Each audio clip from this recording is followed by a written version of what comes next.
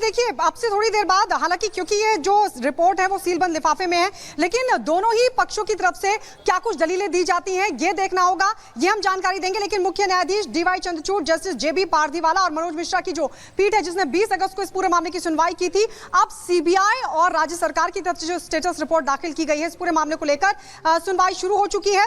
आपको बता दें कि दरअसल ये कहा गया था 20 तारीख को स्वतः संज्ञान लेते हुए सुप्रीम कोर्ट की तरफ से कई चिंताएं जाहिर की गई थी और साथ ही ये कहा गया था राज्य सरकार को कि जो तोड़फोड़ अस्पताल में हुई थी 14 अगस्त को, आखिरकार वो किन परिस्थितियों में हुई थी, और चिंता जताते हुए सुप्रीम कोर्ट की तरफ से बाकायदा टिप्पणी भी की गई थी कि हम ये समझ नहीं पा रहे हैं कि आखिरकार उस वक्त पुलिस क्या कर रही थी, राज्य सरकार मामले को, हालात को संभाल क्यों नहीं पा रही थी। ये गंभीर चिंता सुप्रीम कोर्ट की तरफ से जाहिर की गई थी। इसके अलावा सीबीआई को भी ये कहा गया था कि अब तक 22 तारीख तक जो अब तक की जो जांच है वो कहां तक पहुंची है, इसकी जो रिपोर्ट है, इसकी जो प्रगति रिपोर्ट है वो सुप्रीम कोर्ट को बताई जाए। तो आज सीबीआई की तरफ से और राज्य सरकार की तरफ से सुबह सुबह ये जो रिपोर्ट है सीलबंद लिफाफे में वो दाखिल कर दी गई है और अब सीबीआई की तरफ से ये बताने की कोशिश की गई है उस रिपोर्ट के जरिए कि आखिरकार वो कौन कौन से किरदार है। देखिए 25 वो किरदार हैं जिनके इर्द गिर्द ये पूरी जो स्टेटस रिपोर्ट है वो घूमती है, जिसमें किरदार नंबर 1 मुख्य आरोपी है संजय राय। इसके अलावा संदीप घोष जो कि पूर्व प्रिंसिपल है, 6 बार सीबीआई उससे लगातार पूछताछ कर चुकी है तकरीबन 78 घंटों तक।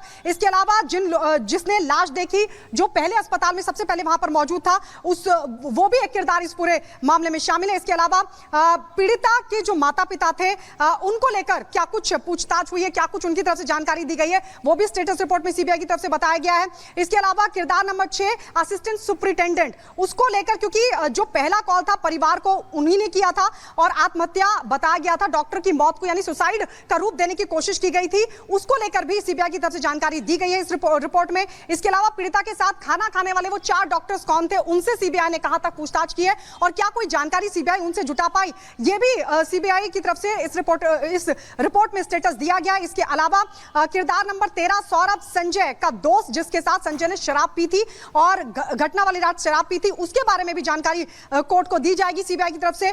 इसके अलावा पीड़िता के जो करीबी 4 जूनियर डॉक्टर्स थे, क्या सीबीआई ने उनसे भी पूछताछ की है, क्या वो भी सीबीआई की शक के घेरे में है, उसको लेकर भी सीबीआई जो है वो अपनी जो जानकारी है, जो इंफॉर्मेशन अभी तक जुटा पाई है उसके बारे में स्टेटस बताएगी कोर्ट को। इसके अलावा जो पोस्टमार्टम करने वाले 5 डॉक्टर्स थे जिन्होंने पोस्टमार्टम किया था, उनके भी जो बयान है क्या वो दर्ज किए गए हैं, ये स्टेटस भी सीबीआई कोर्ट में दाखिल करने वाली है। इसके अलावा अस्पताल के एक अधिकारी बुलबुल, उसको लेकर भी जानकारी दी जाएगी। चेस्ट विभाग के अधिकारी है, ग्राउंड स्टाफ है अस्पताल के में जो घटना के दौरान ड्यूटी पर मौजूद था। इसके अलावा वो रेनोवेशन करने वाले मजदूर कर्मचारी जिन्होंने सेमिनार हॉल के तमाम जो वो मजदूर जिन्होंने रेनोवेशन किया था, सवाल भी खड़े हुए थे कि जो पूरा प्रीमाइसेस है जिसको सिक्योर किया जाना था, आखिरकार वो सिक्योर क्यों नहीं किया गया था। ये स्टेटस रिपोर्ट सीबीआई की है जिसके बारे में सीबीआई कोर्ट को आज बताने वाली है। लेकिन इसके अलावा मैं आपको बता दूं, दरअसल राज्य सरकार की तरफ से ये पूछा गया था, पश्चिम बंगाल पुलिस से पूछा गया था कोर्ट की तरफ से कि आखिरकार 14 अगस्त को जो तोड़फोड़ हुई थी पुलिस उस वक्त क्या कर रही थी। डॉक्टरों को, महिला डॉक्टरों को रेप की धमकी देने वाली शिकायत को लेकर दरअसल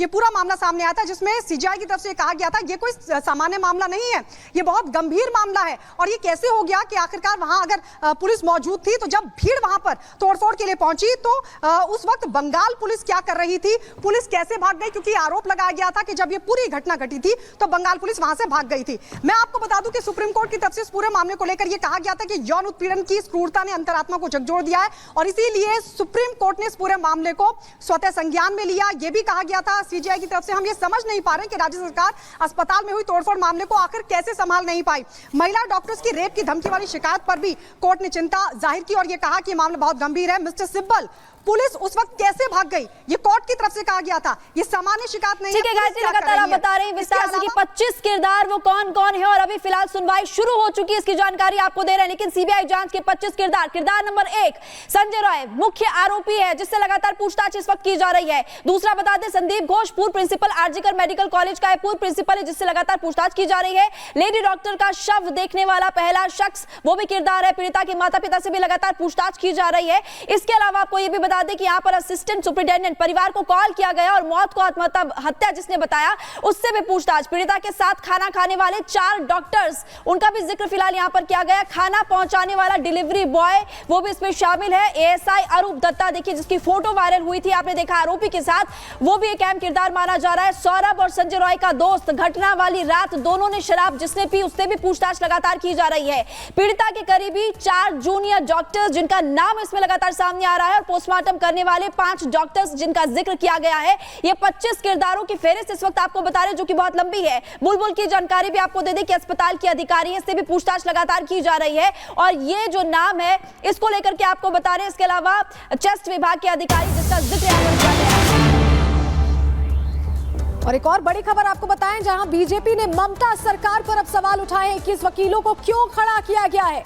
भारतीय जनता पार्टी पूछ रही है किसे बचाना चाहती है ममता सरकार, क्या छिपाना चाहती है ममता सरकार। तो जिस तरह से वकीलों की एक लंबी फौज खड़ी की गई है, उस पर अब भारतीय जनता पार्टी ने प्रश्न खड़े किए हैं, पूछा है कि आखिर किसे बचाने की कोशिश है ये ममता सरकार की तरफ से। ये इस वक्त की बड़ी खबर आपको बता रहे हैं। पुनीता इस वक्त हमारे साथ जुड़ी हुई है। पुनीता, लगातार हम देख रहे हैं कि बीजेपी आरोप लगा रही है इस पूरे मामले को लेकर। उधर हमने ये भी देखा कि पूर्व प्रिंसिपल से भी पूछताछ की जा रही है। आपके पास क्या अपडेट है?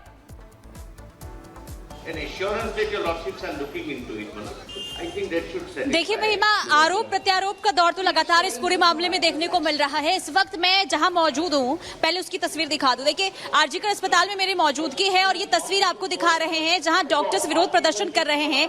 लेकिन इस वक्त सबकी निगाह जो टिकी हुई है सुप्रीम कोर्ट में जो सुनवाई हो रही है उस पर टिकी हुई है। देखिए तस्वीर देखिए, यहाँ पर हर कोई इस वक्त जो है निगाह लगाकर बैठा हुआ है कि सुप्रीम कोर्ट की तरफ से आज क्या कुछ कहा जाता है, क्योंकि आज का दिन काफी अहम इसलिए है क्योंकि सीबीआई की तरफ से स्टेटस रिपोर्ट जो है वो दाखिल कर दी गई है। इसके अलावा राज्य सरकार की तरफ से भी स्टेटस रिपोर्ट जो है वो दाखिल कर दी गई है। ऐसे में ये लोग जो है इस वक्त नजरें गड़ाकर बैठे हैं कि आखिर सुप्रीम कोर्ट में क्या कुछ कहा जाता है। और इसके अलावा देखिए तस्वीरें हम आपको सुरक्षा व्यवस्था की भी दिखा देते हैं। ये वही इमरजेंसी बिल्डिंग है जहां वारदात को अंजाम दिया गया था। यहां पर अभी सुरक्षा को लेकर जो है चाक चौबंद स्थिति जो है वो नजर आ रही है। इसके अलावा देखिए यहाँ पर सीआईएसएफ की टीम जो है उनकी भी मौजूदगी नजर आ रही है। जब सुप्रीम कोर्ट की तरफ से पिछले सुनवाई में ये कहा गया था कि सीबीआई की टीम को जो है वहां पर तैनात किया जाना चाहिए। इसके अलावा आपको बता दें कि लगातार देखिए जिस तरीके से विरोध प्रदर्शन की तस्वीरें लगातार हम आपको दिखाई रहे हैं, आरोप प्रत्यारोप का दौर जो लगातार देखने को मिल ही रहा है।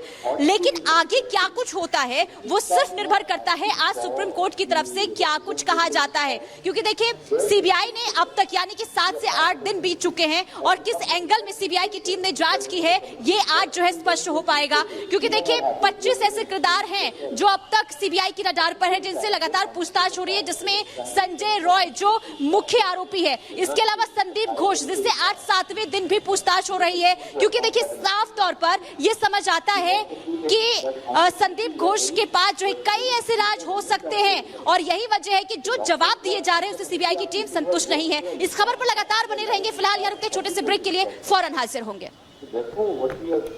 नमस्कार, रिपब्लिक भारत देख रहे हैं आप। आपके साथ मैं हूं मीनाक्षी रजत, मेरे साथ महिमा और सलोनी भी इस बुलेटिन में मौजूद हैं। लेकिन आपको बताते हैं कि अयोध्या में बुलडोजर एक्शन की तैयारी तेज हो गई है। मोहित खान के अवैध संपत्ति पर अब बुलडोजर चलेगा, जहां बिजली विभाग के कर्मचारी भी पहुंच गए हैं और बिजली का जो कनेक्शन है वो काटा जाएगा। इसी के साथ न केवल बुलडोजर चलेगा बल्कि हथौड़े वाली कार्रवाई भी आज देखने को मिलेगी, जिससे लेकर के कई जो मजदूर है उन्हें बुला लिया गया है।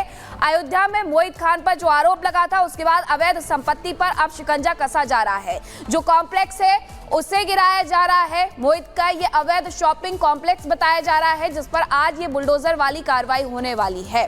सपा नेता है मोहित खान, हालांकि लगातार इनकार भी करते रहे हैं समाजवादी पार्टी के नेता, लेकिन अब जब ये सच सबके सामने है और इसे लेकर के खुलासे कई हो चुके हैं, तो शॉपिंग कॉम्प्लेक्स जो कि अवैध निर्माण बताया जा रहा है उसमें बुलडोजर चलेगा। 2 तस्वीरें आपको दिखा रहे हैं। इसके पहले बेकरी शॉप पर बुलडोजर चला था और उसी के साथ